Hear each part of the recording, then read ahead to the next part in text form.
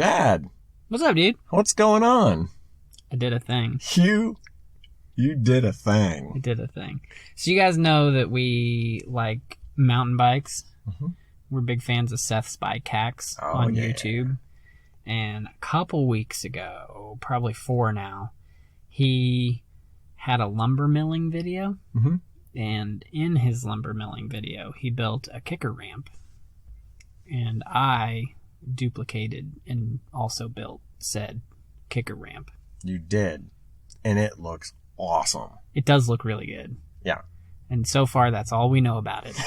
It looks really cool.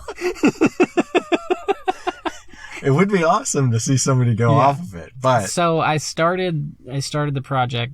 It's Monday. I started the project last night after 7 o'clock because it was after my kids went down. Yeah. But I also wanted to wait long enough that I was sure they were asleep because, circular saws.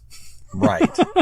Right. And so I was in the garage. They're in the far end of the house with a sound machine on, but still, I just wanted to make sure they were asleep before I went to whirring and buzzing and all that stuff. And so, anyway, I was finished sometime before 11. So I started sometime after 7 and finished sometime before 7. Yeah. Or 11. So that's pretty good. Yeah. But it was raining last night, which is an excuse. And it was dark, which is an excuse. And really, I just didn't want a messed up wrist or a handlebar in my ribs, which is a reason. Yeah. The first two are excuses. Yeah. So I just wasn't feeling it last night. And you know what? Whenever you go off of something that's like a big feature or something that you haven't ridden before, or you haven't seen anybody riding it while you're there. Yeah. Sometimes you're just better off if you can. Yeah. If you got that little voice in your head saying, not right now. Maybe not now. You probably shouldn't do it right then. Yeah. You should probably wait. And then, you know what? The second that you do it, you'll be like, that was not a big deal. But you have to be in the right mindset. But right now, it's like I just opened all my Christmas presents, but I can't touch any of them. Even the clothes. You can't even touch the clothes. They're open. They're sitting open. there. Yeah. Yeah. And so I built this thing, and right now I'm like, for what? Yeah. Well, I didn't even write it. Well, you will, and I'm definitely want to ride it. I mean, just like anything else, if you get into mountain biking and you start looking at jumps and you watch videos, every mountain biker goes through this as like, I could do that. The GoPro effect. The GoPro effect of what your mind thinks looking at a picture or a video is so different. So different than reality. So I'm looking at these pictures and going, I'll do it, Chad. No problem. No big deal. Bring that thing to my house. I got it. And then I'm sure when I first see it, I'll be like, oh, shit. It's all fine until you're riding up to it. Of course. It's pretty to look at. So, but I do think after you or I both ride it, we'll be like, that was no big deal. That's no big deal. And then, just like you said, the log jump that we built. Yeah. The first time was kind of like, oh gosh, what's going to happen? Right. And then we progressively got better and better and better at it. And here's the thing. This is a fairly aggressive jump for a backyard, I think. Because I'm looking on YouTube and I'm seeing mini kickers. And they're, 12 inches tall at the top of the lip, and it's just enough to send you a foot or so in the air. Right. It's nothing crazy. We're talking 25 inches, 5 feet long. It's fairly aggressive. So minimum, you're going to be 2 feet in the air going off of it. But the trajectory that it puts you on is going to be, you're going to be more like 3 feet or 4 feet or maybe 20 if you're going fast enough. I mean, if you're going fast enough, 20 feet is not... It's not unreasonable. Not unreasonable. So, yeah, it's exciting, and I'm scared, but that's what makes it fun. Yes. The whole point of mountain biking, as far as I can tell, is the adrenaline and the excitement of doing a scary thing. But here's what I was going to say. For a backyard feature, this is aggressive enough that when we get comfortable on it, when we go to actual mountain bike parks, we can stand next to a thing and go, oh, this is the same size as the kicker at home. Easy. This is no big deal. Right. Or it's a little bit bigger and I feel super comfortable on that kicker that you built. Right. And so I should be able to do this. Yeah. Like it's not a thing. Yeah, and now you can practice at it at any time you want. Yeah. So before we go to a bike park, you can be like, you know what, I'm going to ride that kicker every day for a week. Right. At least 6 times. Right. That way you can get used to that pull up and yeah, whatever you got to do. Yeah. That's awesome. I'm pretty excited. Yeah. So my weekend consisted of a full day of volleyball. Mm-hmm. Alexi's team came in first place.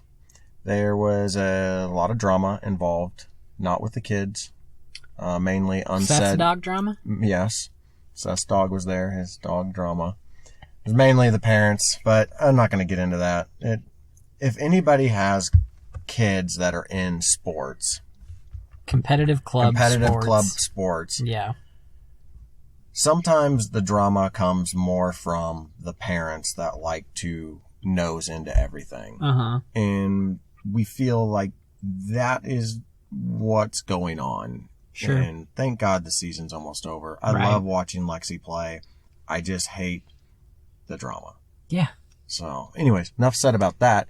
On Sunday, I made huge progress on my chute blocker. I've got it all painted. Everything's ready to be assembled and put on the mower and actually be used. Nice. So that was awesome. And I built and started building a mobile miter saw table. Cool. I don't think I've shown you any pictures of it. Not a one. I've been so excited about your kicker that you haven't bragged on any of your stuff. No. Yeah. So yeah, I don't know. So this kicker, I don't know. I just texted you on Friday. Mm-hmm. And I was like, I'm going to build a kicker. Yeah, I didn't think you were going to build one. You were questioning. You're asking lots of questions. I was at Lowe's. Wanting ideas. Asking you. That's hilarious. Sending you pictures going, hey, is this about like this? Next thing I know, you're sending me pictures of wood in your garage with angles drawn on it. I'm like, what? You're really doing this? I don't even remember specifically at what point on Friday I was like, I think I should do this. I was just like, I told Laura, I was just like, hey, after the kids go to bed tonight, I'm going to run to Lowe's. She was like, okay. Little did she know. Right. You were buying. Oh, I know what happened. I got new shoes on Friday. That's right. My mountain bike shoes came in. Yeah. I ordered those almost a month ago now. Yeah, quite a while. Feels like. Yeah. Whenever we worked on your trail, that's when I ordered them. Yep. And so I was like, well, when's the next time I'm going to get to go ride? Blah, blah, blah. I'll just build a jump in my backyard. There you go. Chad's backyard mountain bike course. Done. Yeah. Yeah. And so I bought the stuff Friday, but then we went to my parents on Saturday. I went and hung out with my brother. He's away at college. Oh. We fished for 3 hours and didn't even get a single bite, which is awful. It's more sitting. Yeah, but we got to talk, so that was fun. That's good. And so by the time I got back home, hung out with the kids for a bit, put them to bed. I was like, I'm doing it. Yeah. That was awesome. I'm super stoked about that. That's why I couldn't ride it. I didn't put my shoes on. My new shoes. Well, that makes sense. Yeah. Yeah. Huh. So I'll put the shoes on. I'll get plus 12 lack of fear points and plus 3 ability.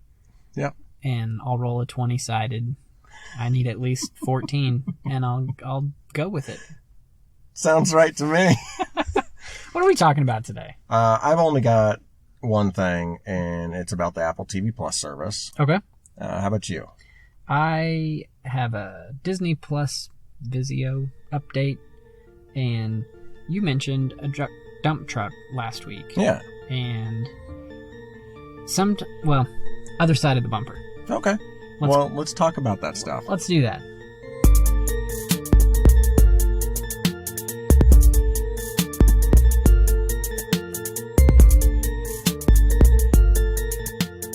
Welcome back to Lunchtime Tech Talk.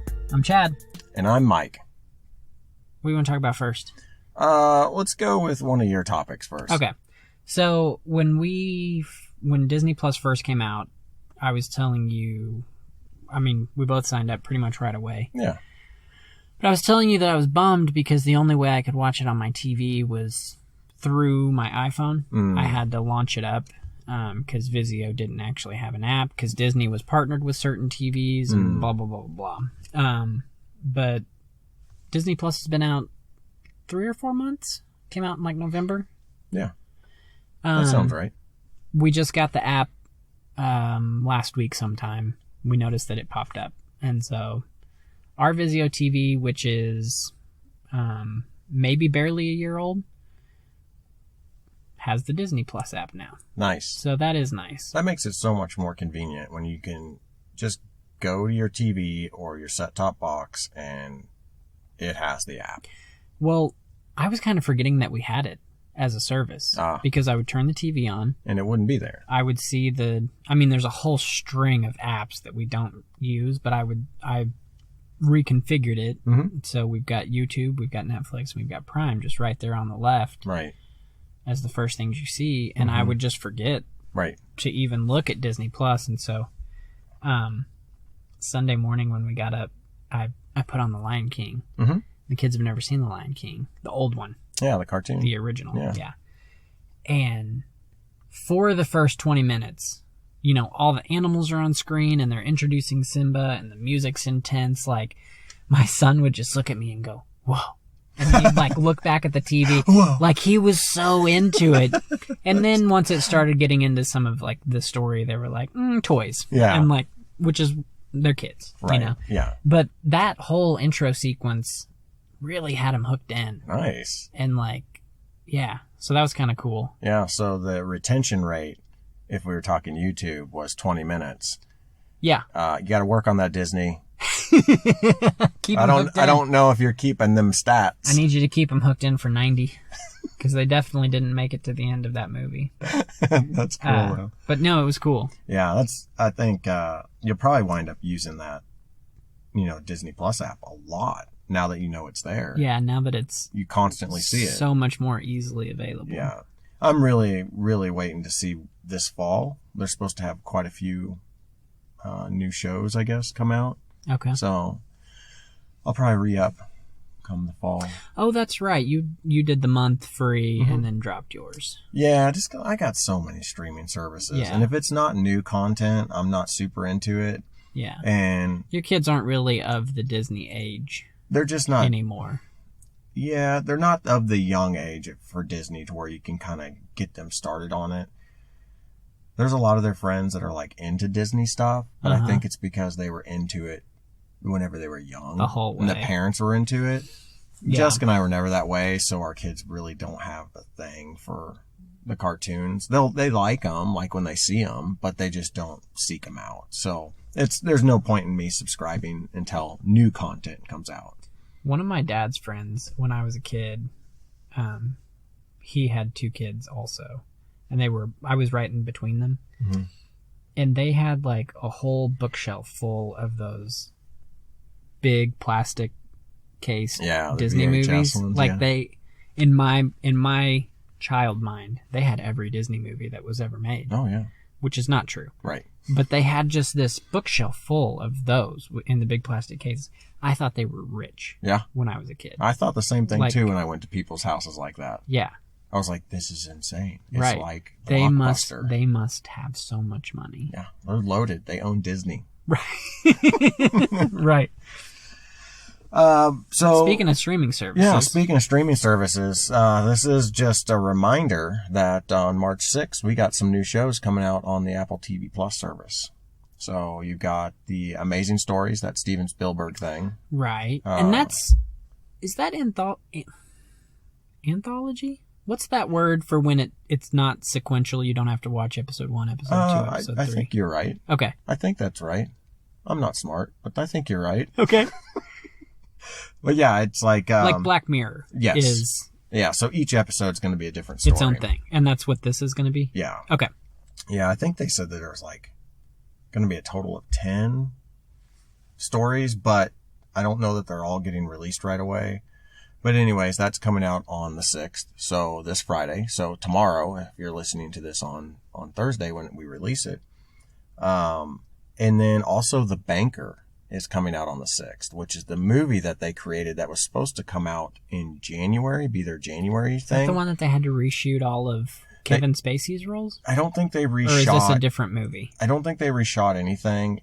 There was a controversy with somebody that was an actor in it and his family. The Kevin Spacey one was a different thing. Yeah. So those are 2 new ones. I didn't see any news about any other ones coming out, but that's kind of cool. We're finally getting some new stuff after a few months of not getting new stuff on Apple TV Plus. Okay. So, yeah, that's all I had on that. So for the last thing for the show body, last week you mentioned, because we were talking about fuel cells and EVs and whatever, and you just casually mentioned a dump truck that's all electric. And anytime we say something on the show that, like, probably most people haven't heard about or whatever, like, I try to find show notes to either back us up or prove us wrong. Either way. Right. I don't care which, but I just want in the show notes for the truth to live there. Yes, that sounds good to me. So if you ever are listening and there's either something that you're shocked by and had never heard, and because of that you're a little skeptical, go check out the show notes. Yeah. And you'll either find that I've proven us right or proven us wrong, or at least found an article to back us up or whatever. But I was like, this dump truck sounds crazy, and so I'm Googling it. It's insane. So normally I would have just put, hey, Mike was right, here's the dump truck, and like dropped it in, but I wanted to talk about it. Yeah. Because it's crazy. So you've heard of perpetual motion machines. Yeah. And supposedly they can't actually ever exist. Right. Because the machine itself exists. There's a million different examples of perpetual motion machines. Right. But once you actually hook them up to a generator, they can't continue running because the generator's pulling energy out of the system. Gotcha. The system can't keep going. Yeah. This is the closest thing to a perpetual motion machine I've ever heard of. Really? Yes. In this one specific scenario. Okay. So I'm sure at some point there was an initial charge. Obviously, because it's batteries and it's electric. But it is a 45-ton dump truck, like by itself, not weighed down. Or maybe full. Either way. But it ascends a hill at 13% grade. This is in a lime mine, I think is what it was. Lime, marlstone, and clay and silt, and it's in Switzerland.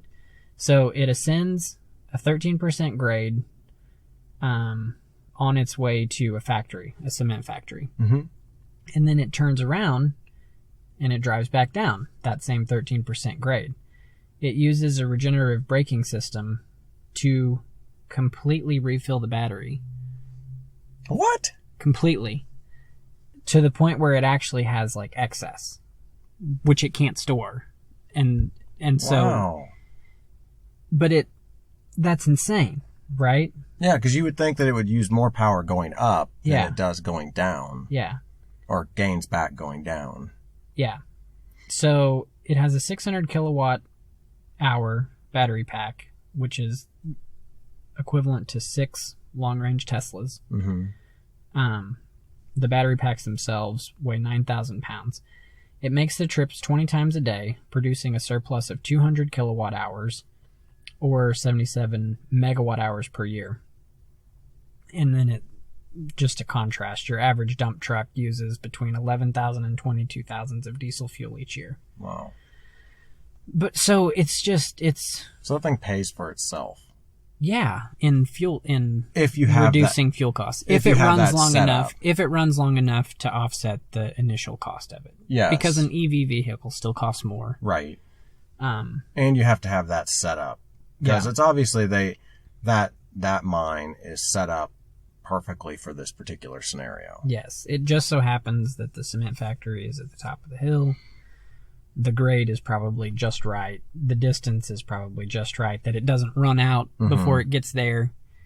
And it can fully regenerate by the time it gets down. Yeah. So, I don't know. That is cool. It's pretty cool. That's actually really, really cool. I feel like the regenerative technology has come a long way then, if that's the case. Yeah. Like they've really figured out how to harness as much power as possible. And so it probably helps that it's empty on the way down the hill so that the brakes don't have to work quite as hard. So the regenerative can be a little more steady. I don't know. Yeah. But I was reading it and I was like, this is perpetual motion. This is what we've all been working for, you know? Yeah. And in this scenario, it works. So I don't know. I think that's really cool. Yeah. I'm glad you read about it because I didn't read a whole bunch about it. I just kind of saw, hey, biggest EV dump truck ever made. Yeah. It's 30 feet long. It's 14 feet wide and 14 feet tall. The tires are 6 feet high. Dang. It's big. Yeah, it's just it's a big old dump truck. Big old dump truck. It's called the Elekto Dumper or E-Dumper for short. That's all I had for this week. Hey, me too. I guess we should try to do some crazy tech. Crazy tech. You did that one week, and it's just in my head now. Yeah, sorry. That's as good as I sing. Just a spoonful of sugar helps the crazy tech go down. Crazy tech, go down. Crazy tech, go down. It's been a while since you had what I would consider a funky crazy tech song. Mary Poppins is funky? Yeah, I would say kind of funky. That's fair enough. Do you want to go first or do you want me to? Sure. We're going to take a quick break, but you won't actually notice the break. So I'm going to show Mike a video. You all in podcast land are going to pause this and go to the show notes and also watch the video. Then we're going to come back and talk about this. Okay. So the crazy tech I'm talking about is ZipStitch.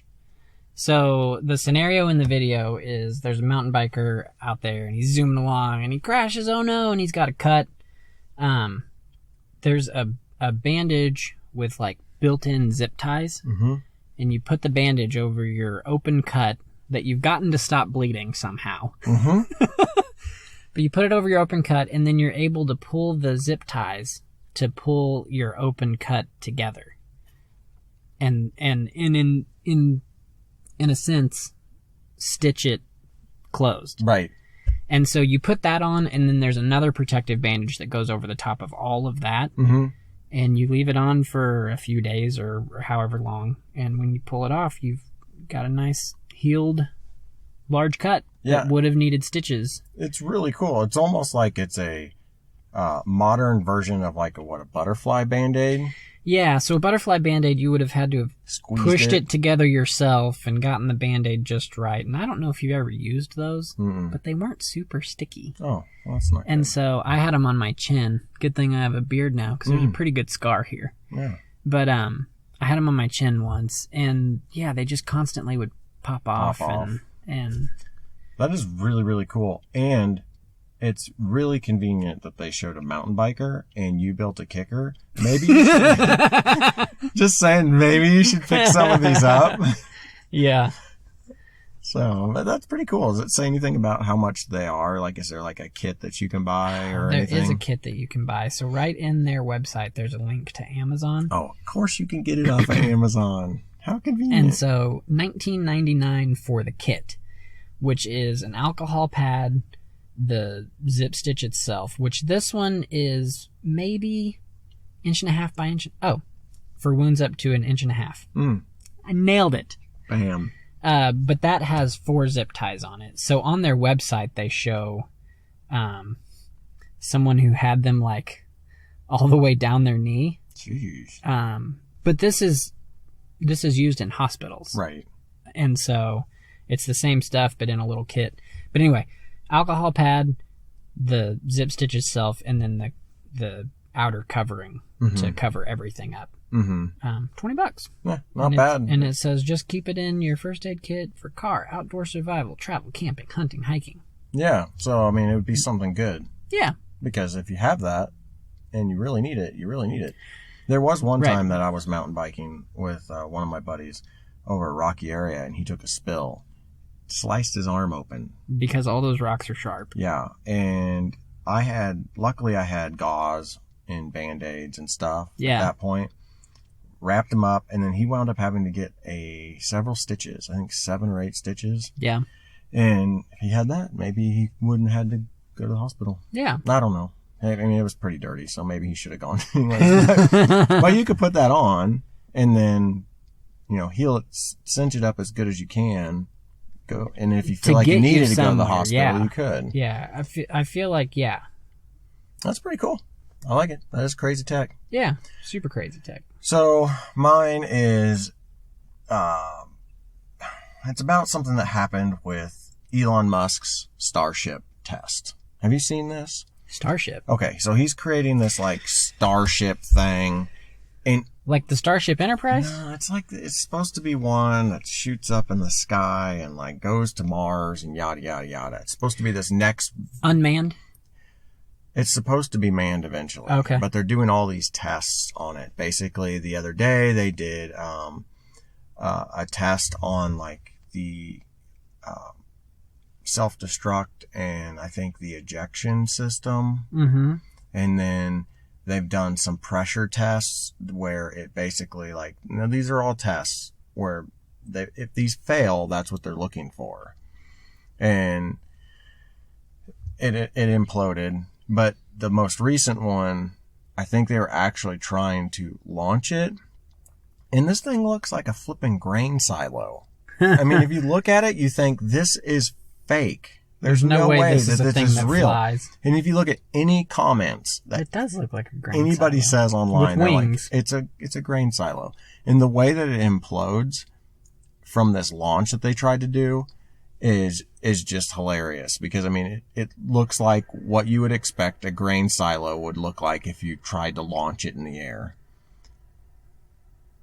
So I don't know. To me, this is just completely crazy. If he ever gets this thing to where it can actually fly and it somewhat looks like a grain silo, only him. Only him.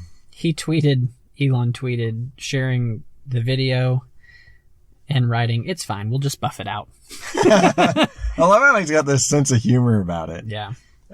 He just builds some nutty stuff, man. And this thing has gotten criticism from day one about its looks, and it does look silly, but it is not the final version. All these things that they're doing are just for tests, but I don't know, it's just so crazy to me that he has these wacky ideas, and he does things to make them work, and people follow him and say, all right, we'll help you with this. Right. We'll make a grain silo fly into space. And at the end of the day, because he has that attitude of, I will just buff it out, no one can... It's what they tell you in high school. If a bully's making fun of you about something, beat him to the punch. Right. Make fun of yourself about it. Oh, he definitely does that. And then what ammo does anybody have? Nothing. Nothing. And the fact that he has been very successful with 2 software companies that he developed at a very young age. And then with Tesla, he's proven almost all of the haters. His ideas are not absurd. They're insane, but they work. They work. Yeah. And I think they work because of him. Yeah. I don't think that if you took his idea for Tesla and put it into say a Chevy company, that it would work. It only works because it's so off brand of everything else, and he is so willing to be cutting edge and willing to take loss and take huge chances. Willing to take loss. It worked that his company got treated like a tech stock, where people were okay with him having losses quarter after quarter for a while. Yeah. It matters that it was a brand new company. Yes. Because you can't fit something like that into a Ford or a Chevy. Right. Because they already have all of this debt and everything on their books. They can't afford, with their stockholders, to try and fail at something like that. Yeah, most of those stockholders I would say the majority of them are probably investing in Ford and Chevy because they've been stable companies. They've been pretty good. Yep. They've had their ups and downs. Sure. But they've been around for a long, long time. People that invested in Tesla originally are people who want the cutting edge. They want to take those risks. Right. So, but yeah, the Starship imploded. And then it looked like it also exploded. Yeah, it started caving in on itself, and then there's a piece that goes off to the side. It was way rough, but this dude lands rockets up straight up and down. So he'll get it. Which is insane. Yeah. That's... Yeah. It's not something I would have ever thought could be a thing. Yeah, well, I'm in the same boat. It's because we live in a simulation. And he knows we live in a simulation. He's hacked it. And he's hacked it. And he's worked with whoever is playing our game. Mm-hmm. And he's like, look, just spend the rubies and get me this upgrade. I want to be able to land a rocket. Yeah. And the guy's like, but I've been saving the rubies for this other thing. He's like, just do it. Spend the rubies. Trust me. Yeah. Trust me. And now we have rockets that land on ships. Right. Well, that's all I had for this week. You? Me too. That's it. That's all. Should we let them know where they can find us if they don't already know? You can find us on the internet at LunchTimeTechTalk.com. You can find us on Patreon at LunchTimeTechTalk. You can find us on Facebook and Instagram at LunchTimeTechTalk. You can find us on Twitter at LunchTimeTechT1. You can find me at MSUMac. That's MSUMACC. Mike, where you at? I am on Twitter at run_bike_Mike and everywhere else at runbikemike. Ooh, YouTube update. I want it. I am at 225 subscribers, so I think I got 5 since we talked last. Is that right? Sounds good. What are you? Because it's 3/2 today. What are your end of February numbers? Did you have your biggest month ever? I tied. No, I didn't. I was 1 away. No, I don't know. I can't remember. You were very, very close the shortest month we have. I had 22 or 23. I can't remember if I tied or I beat it. But then I got 1 subscriber March 1st. So see, if it had been a 30-day month. Yeah. But no, my numbers are looking good. They're going up. I have my highest number of views in 28 days by about 3,000. I mean, not minutes watched by about 3,000 minutes. And my highest number of views in 28 days by, I'm not sure how much, but the chart is going up. So people are liking my video. And once again, my shortest video, the one that I just created on a whim, the grinder video, just like my chainsaw sharpening video, is going up. It's going crazy. People like those short videos. Yep. Informational videos, they like them. Yep, just give me a quick hit. Yep. So that's all I have. Cool, me too. Should we talk to you guys next week? I think we should talk to them next week. Okay. All right. We'll see you. See you then. Bye. Bye.